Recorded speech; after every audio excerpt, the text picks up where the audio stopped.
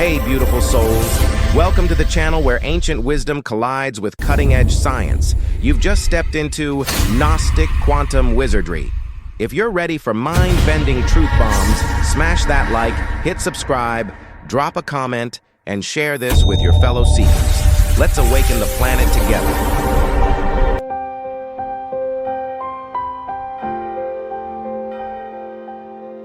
In December 1945, an Egyptian farmer named Muhammad Ali was digging for fertilizer near the cliffs of Nag Hammadi. What he accidentally unearthed would blow up everything you thought you knew about Jesus, God, and the Bible. 13 ancient books, sealed in a clay jar, hidden for 16 centuries. Inside, a secret version of Christianity so dangerous that the early church hunted it down and tried to erase it forever. This is the story of Gnosticism and the texts that almost changed history. The God you worship isn't God. The Forbidden Teachings of the Gnostics, Section 1, the philosophy of the early Gnostic Christians. Imagine someone hands you a lost gospel and says, "So, the God who created the world in Genesis? He's not the real God. He's an evil, arrogant imposter, and Jesus came to expose him." That's not a conspiracy theory from 2024. That's what millions of early Christians actually believed in the 2nd century.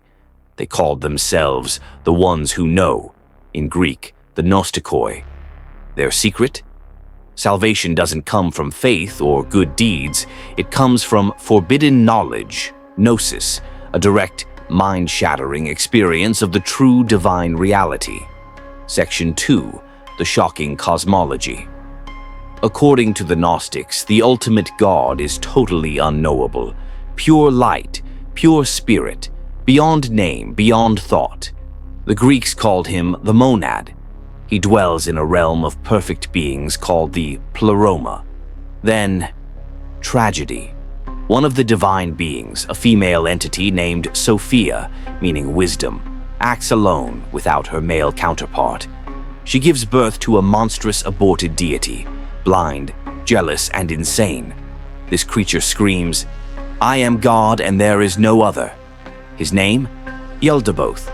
Sometimes he's referred to as Saklas, the fool, sometimes Samael, the blind god. And yes, the Gnostics say this is the God of the Old Testament.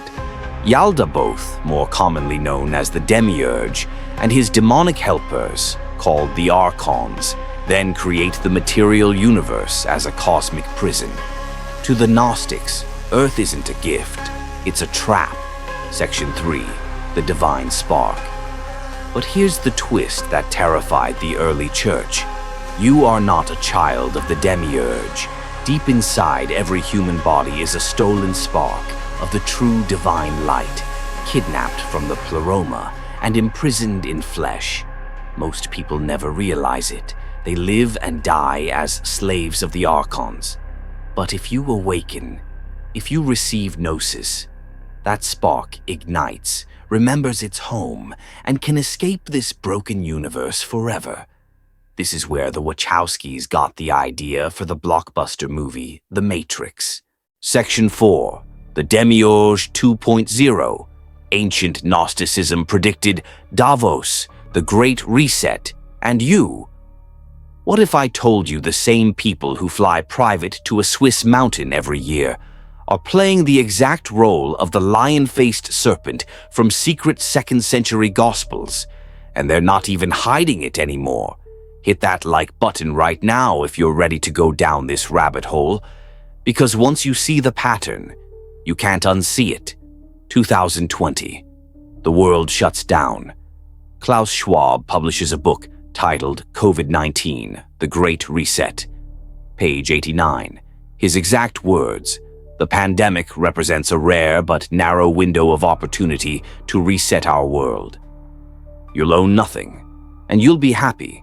The Demiurge creates a world, then brags, 'There is no God before me.' The WEF creates stakeholder capitalism and brags, 'You will own nothing, and be happy.' Same energy. New logo. Section 5. The 7 Archons, today's global institutions.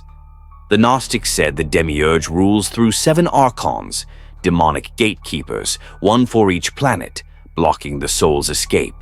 Look at the modern hierarchy. 1. The WHO controls your body and movement. 2. The IMF and World Bank control nations through debt. 3. The BIS controls the entire monetary system. 4. BlackRock and Vanguard control most corporations. 5. Big Tech controls information and attention. 6. The UN and EU override national sovereignty. 7. The WEF coordinates all of the above 7 spheres. 7 Archons, same prison architecture, just with better PowerPoint slides. Section 6. The Divine Spark and the Transhuman Trap. Yuval Noah Harari, top WEF advisor, said while speaking at Davos, "With the new technology, we will gain the power to hack human beings. Free will, that's over. What to do with all these useless people when AI makes them economically irrelevant?" The Gnostics taught that every human carries the stolen divine spark from the true God's realm. The demiurge's endgame? Keep that spark trapped in matter forever. Today they call it the metaverse, mind uploading, Neuralink, digital immortality. They're literally trying to extract your soul and store it on their server farm. Section 7. The Inverted Gospel. Gnosticism completely flips the Bible, the God of the Old Testament. That's the villain. Modern version, every traditional value, family, nation, faith, biology, is now labeled far-right extremism by the same organizations pushing puberty blockers on children and ESG scores that control trillions. They're not hiding the inversion, they're celebrating it. Comment below if you can see the similarities. Section 8. The Smoking Guns They Can't Delete.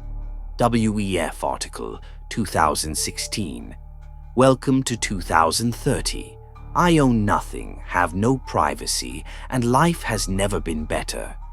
They scrubbed it, but the Internet Archive never forgets. Rockefeller Foundation 2010 report. Scenarios for the Future. Literally has a section called Lockstep, describing a global pandemic used to test tighter top-down control.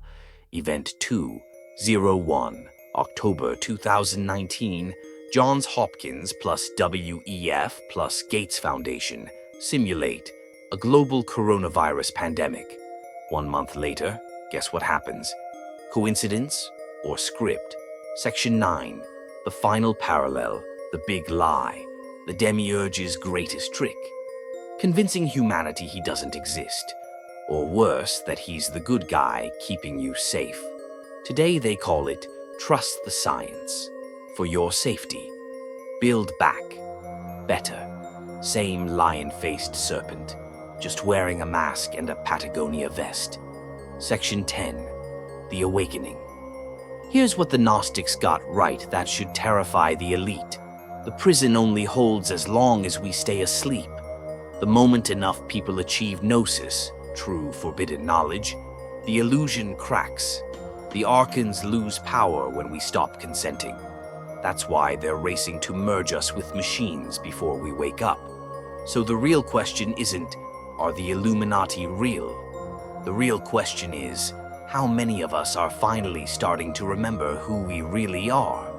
If this video hit you like a lightning bolt, do 3 things right now. 1.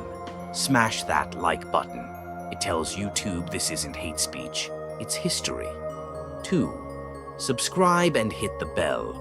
They're shadow banning this stuff harder every month. 3. Comment the word Gnosis if you're awake. The algorithm is going to bury this. The only way it survives is if you share it. This is not the end. This is the awakening. I'll see you in the next one, unless they take the channel down.